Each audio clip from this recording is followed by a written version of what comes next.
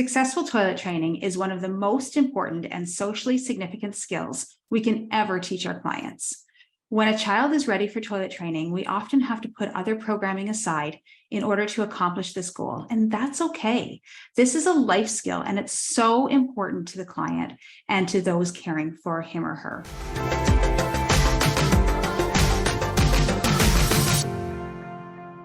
Hi, I'm Shayna, and together with my partner Shira, we are How to ABA.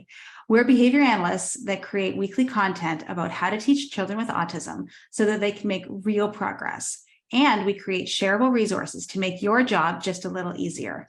Today's topic is all about toileting. And if you want more videos like this, make sure to subscribe and hit the notification bell to stay updated on new video releases. So my first experience with toilet training was actually when I was in high school. I had a babysitting gig for the summer, and I was responsible for toilet training a 3-year-old. I had no previous experience and didn't know what I was getting myself into. All I was told was to give this girl a Smartie every time she peed on the toilet. And let me tell you, I didn't get paid enough that summer to clean up all of those accidents. However, I do have to say, but at the end of August, she was toilet trained. So kudos to me, I suppose. So I guess the question is, when is a child ready? Can we just say, well, when they're 2 or when they're 3, they should be toilet training? I don't think this is great. Let's look at Fox and Azarin from 1971. They were the ones who published the first book on toilet training for ABA. It was called A Rapid Method for Toilet Training. And they outlined a few prerequisites for toilet training there. Number 1, does the child have bladder control, right? Can they stay dry for several hours and eliminate all at one time? Like, I joke around, but can they have a big pee versus like many small ones, right? Is a child physically ready? Right? Can the child get to the bathroom without assistance? Are they able to pull up their underwear? Are they able to take care of themselves that way? And I guess the third thing would also be, can a child follow basic instructions? Do they have that, what we call first then contingency? Do they really understand, like, first I eliminate on the toilet and then I get something, even if that's just praise? They need to understand that contingency. Those would be their prerequisites. Shira and I have added our own prerequisite, and that would be, can the child tolerate the toilet? Do they care? Do they mind going into the bathroom? And if they do, that's a huge problem. We need to take care of that first, right? If they're not willingly going into the bathroom, if they're protesting or they're crying when they're going towards the toilet, we need to break down that skill and teach them some gentle exposure around the bathroom. So, number 1, will they independently walk to the toilet? And then number 2, will they stay in the bathroom? And will they tolerate sitting on the toilet? I've actually thrown bathroom parties. It sounds silly, but it's so fun. I've gotten, balloons, preferred music, some activities, and I've literally hung out in the toilet or hung out in the bathroom for, I don't know, an hour, 2 hours at a time. And you really want to just pair that bathroom with reinforcement and systematically increase the length of time that the child can sit on the toilet. Highly, highly reinforce, period.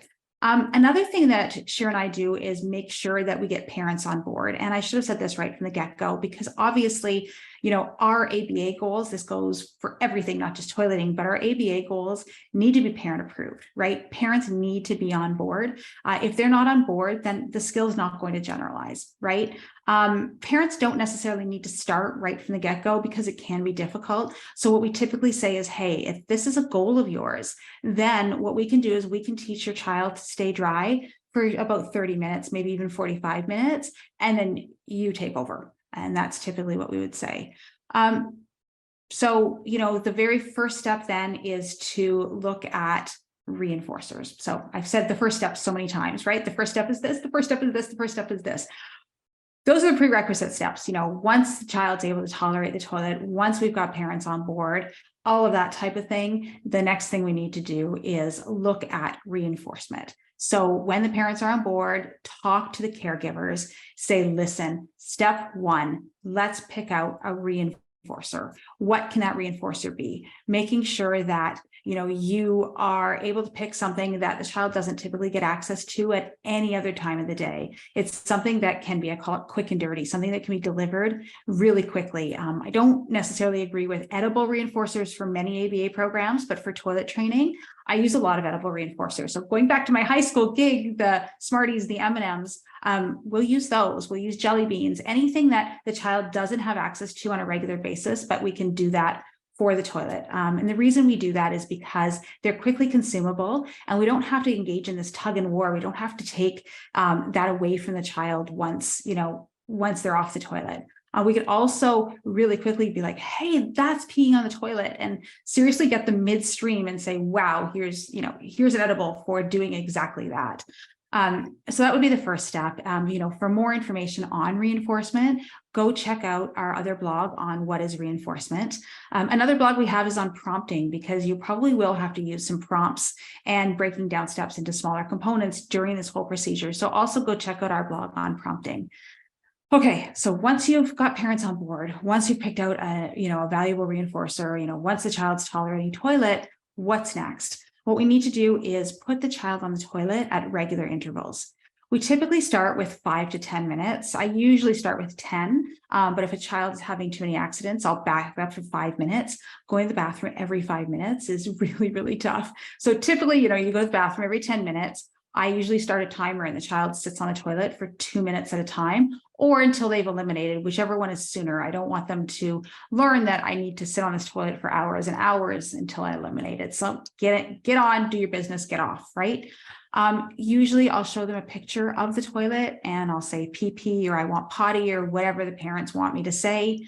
I don't ask, do you have to go to the bathroom? Because I want to teach them almost right from the get-go, these are the words you need to initiate. And if they're learning that they can say, or have to wait until someone says, I have to go to the bathroom, or do you need to go pee? I've had some kids start to initiate, do you need to go pee?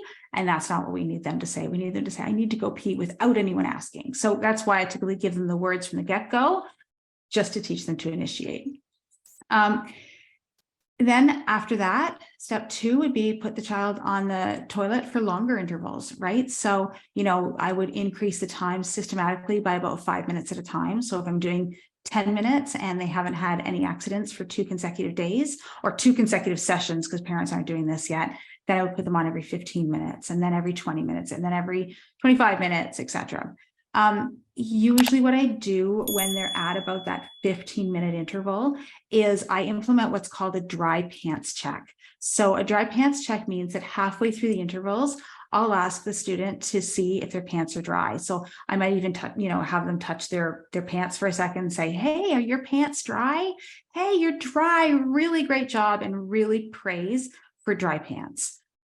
If they do have accidents, I typically just keep them neutral, especially at the beginning. If they're at the 30-minute mark, 35-minute mark, I may put in something to do with accidents. Again, really keeping it neutral. I don't want to give a lot of attention for accidents, and I don't want kids to feel shamed for accidents. So it would be about, like, oh, hey, very neutral voice. Hey, you had an accident. Walk them to the toilet, have them sit on the toilet. This is where you go pee pee. You go pee pee in the potty. If they do happen to pee a bit more on the potty, I don't give them a treat for that. Then I have them clean up their own accidents so that they learn that, having an accident is a little bit more work than, going on the toilet. That's really the whole goal of that. But again, very, very neutral. And then after they're about 45 minutes, I, have parents jump on board, because half an hour to 45-minute interval is way more doable for parents than a 5-minute interval. And I have parents take over. This is when, outside of therapy, diapers come off, pull-ups come off, and they're fully in underwear the entire day. I should have said probably right from the get-go that when we're doing toilet training, even at that 5-minute mark, 10-minute mark, during the therapy sessions, during the toilet training sessions, underwear is off. Underwear is on, diapers are off, pull-ups are off. But when we give them back to the parents, we put the diapers on until about that half-hour mark, and parents are able to take over it. Then we put underwear on full time. So after about, like I said, 45 minutes, once kids are able to stay dry for, even up to an hour, we stop bringing them to the toilet altogether. At this point, basically we should just have them learn the words that we've taught them. I need toilets. So really, we have to be very, very attentive when we see them doing that, what we call the pee-pee dance. We go in right away and we prompt. We don't ask, we don't say, oh, do you need to go to the bathroom? We prompt, we show them a picture of the toilet, or we sign toilet, or we say, I need to pee, and they repeat, I need to pee. And then we take them to the toilet. And for the initiations, we actually, instead of giving them the reinforcement for peeing on the toilet, we give them the reinforcement for initiating. Oh, you just said I need to pee on the toilet. Nice job asking. Here's your edible. Let's go to the bathroom. So we just change that a little bit. Tips for success. Be consistent. Make sure you're doing this. If you don't have the time to do this, don't do toileting. Be consistent. Get that time. Make the time to do this.